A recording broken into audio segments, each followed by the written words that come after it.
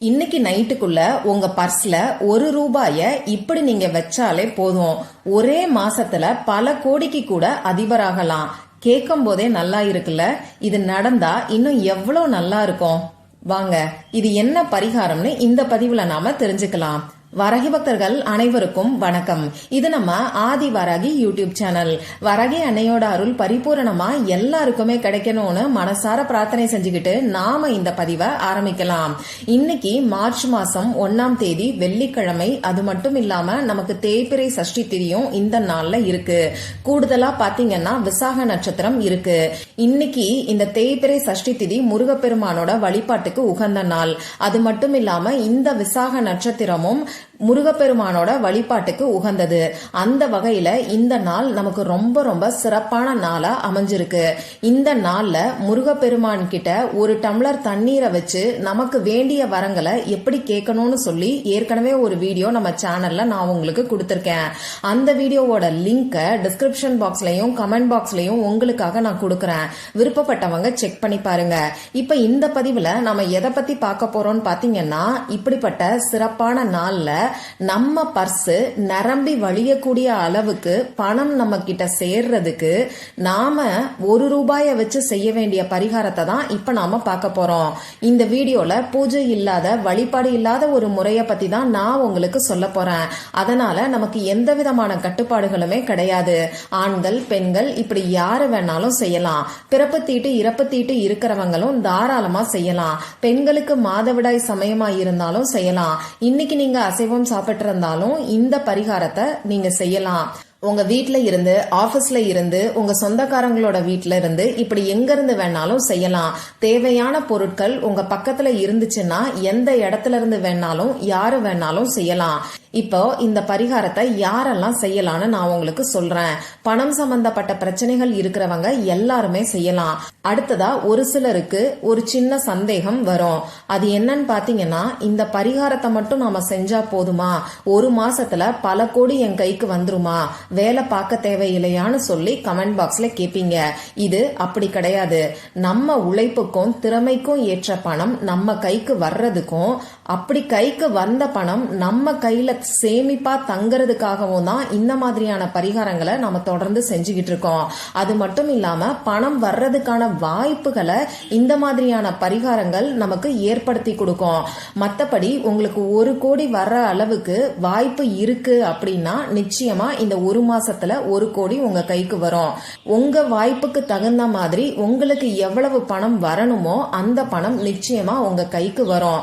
சரி, இன்னைக்கு இந்த பரிகாரத்தை செய்யறதுக்கு நமக்கு தேவையான பொருட்கள் என்னன்னு இப்ப நான் உங்களுக்கு சொல்றேன். எப்பயுமே சொல்ற மாதிரி நமக்கு ஒரு ஒயிட் கலர் பேப்பர் தேவைப்படும். கோடு போடாத பேப்பர் மட்டும்தான் இந்த பரிகாரத்துக்கு நீங்க எடுத்துக்கணும். அடுத்ததா பாத்தீங்கன்னா பேனாவோ, ஸ்கெட்ச் பேனாவோ, மார்க்கரோ நமக்கு தேவைப்படும். ரெட் கலர்ல இங்க் வரக்கூடிய பேனா, அப்படி இல்லைன்னா கிரீன் கலர்ல இங்க் வரக்கூடிய பேனாவை நீங்க பயன்படுத்திக்கோங்க. முடிஞ்ச அளவுக்கு கிரீன் கலரை யூஸ் பண்றது நல்ல ரிசல்ட்டை கொடுக்கும். அடுத்ததா நமக்கு ₹1 நாணயம் தேவைப்படும். இந்த பரிகாரத்தை செய்ய ஆரம்பிக்கிறதுக்கு முன்னாடி இந்த ₹1 நாணயத்தை எடுத்து மஞ்சள் கலந்த தண்ணீர்ல அலசிட்டு ஈரம் இல்லாம சுத்தமான துணியை வச்சு தொடச்சு நீங்க எடுத்து வச்சுக்கோங்க. அடுத்ததா நமக்கு பட்டை பவுடர், அதாவது சின்னமன் பவுடர் தேவைப்படும். பட்டை பவுடர் உங்ககிட்ட இல்லைன்னா ஒரு சின்ன துண்டு பட்டைய கூட இந்த பரிகாரத்துக்கு நீங்க யூஸ் பண்ணிக்கலாம். புதுசா வாங்கணுங்கிற அவசியம் கிடையாது. உங்க வீட்டுல நீங்க இப்ப சமையலுக்கு யூஸ் பண்ணிட்டு இருக்கக்கூடிய பட்டையவே இந்த பரிகாரத்துக்கும் தாராளமா நீங்க பயன்படுத்திக்கலாம்.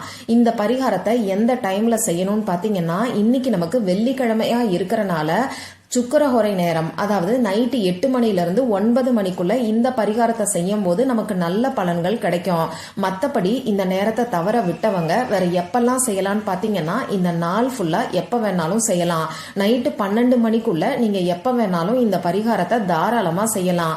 ஆனா இந்த சுக்கிரஹோரை நேரத்தை நீங்க பயன்படுத்தும் போது உங்களுக்கு நிச்சயமா நல்ல பலன்கள் கிடைக்கும். வழிபாடுகளை செய்ய முடிஞ்சவங்க இந்த பரிகாரத்தை உங்க பூஜை அறையில இருந்து உட்கார்ந்துகிட்டு நீங்க செய்யுங்க.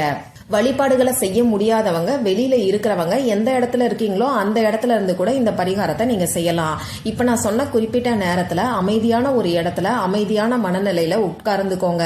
உங்களை தேடி பணம் வந்துகிட்டே இருந்தா நீங்க எந்த அளவுக்கு சந்தோஷமா இருப்பீங்களோ அந்த சந்தோஷத்தை இப்ப உங்க மனசுக்குள்ள நீங்க கொண்டு வாங்க. முதல்ல உங்க குலதெய்வத்துக்கிட்டையும் மகாலட்சுமி தாயார்கிட்டையும் முருகப்பெருமான் கிட்டையும் மனசார பிரார்த்தனை செஞ்சுக்கோங்க. உங்களுக்கு பணவரவு அதிகரிக்கணும்னு சொல்லி பிரார்த்தனை செஞ்சதுக்கு அப்புறமா நீங்க எடுத்து வச்சிருக்கக்கூடிய பேப்பர்ல ஒரு சர்க்கிள் வரைஞ்சுக்கோங்க. இந்த சர்க்கிள் ஆரம்பிச்ச இடத்துல கரெக்டா கொண்டு வந்து முடிக்கணும். நடுவுல எந்த விதமான பிரேக்கும் இருக்கக்கூடாது.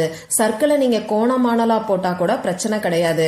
அதே மாதிரி இந்த சர்க்கிள் போடுறதுக்கு வளையல், ஏதாவது ஒரு மூடி, காம்பஸ் இத கூட நீங்க யூஸ் பண்ணிக்கலாம்.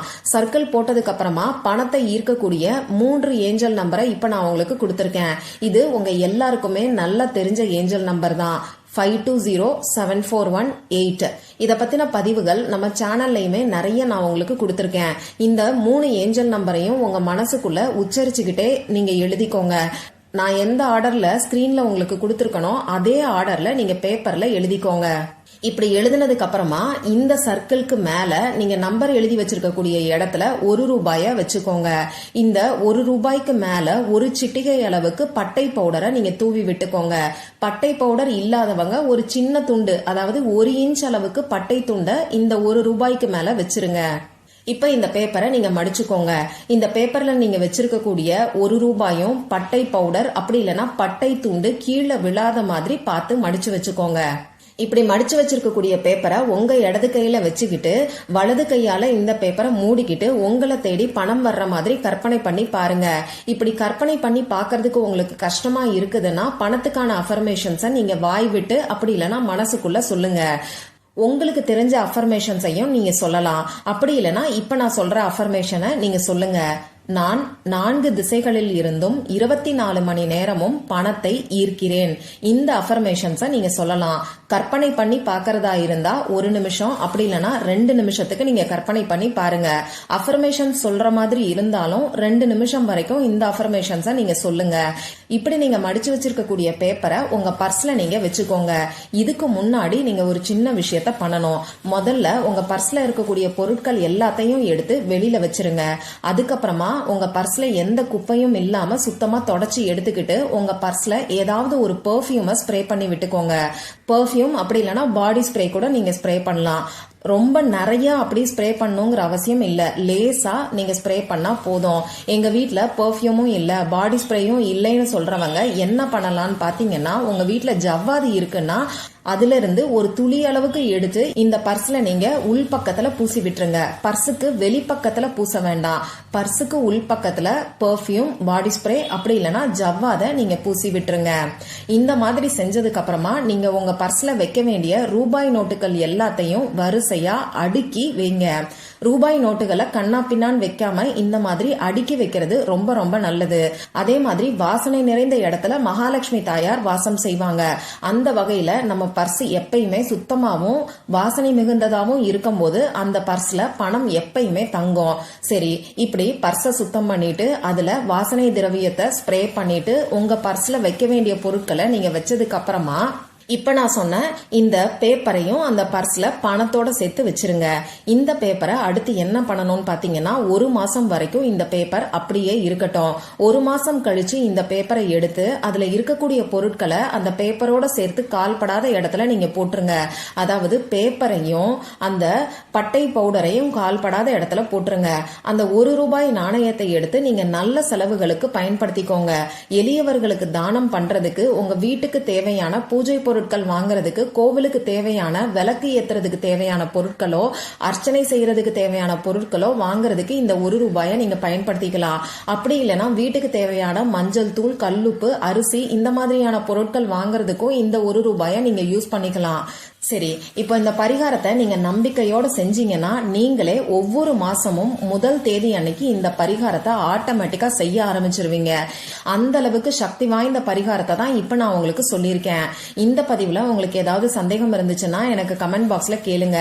அதை நான் உங்களுக்கு உடனே தெளிவுபடுத்துறேன். இந்த பதிவு உங்களுக்கு பிடிச்சிருந்தா லைக் பண்ணிட்டு உங்க ஃப்ரெண்ட்ஸ் அண்ட் ஃபேமிலி கூட ஷேர் பண்ணுங்க. இந்த மாதிரி அந்தந்த நாளுக்கும் நேரத்துக்கும் திதிக்கும் உரிய வழிபாடுகளையும் பரிகாரங்களையும் நீங்க மிஸ் பண்ணாம தெரிஞ்சுக்கிறதுக்கு நம்ம சேனலை மறக்காம சப்ஸ்கிரைப் பண்ணிட்டு பக்கத்துல இருக்கக்கூடிய பெல் ஐகானையும் பிரஸ் பண்ணிக்கோங்க. மற்றும் ஒரு பயனுள்ள பதிவுல நாம சந்திக்கலாம். நன்றி.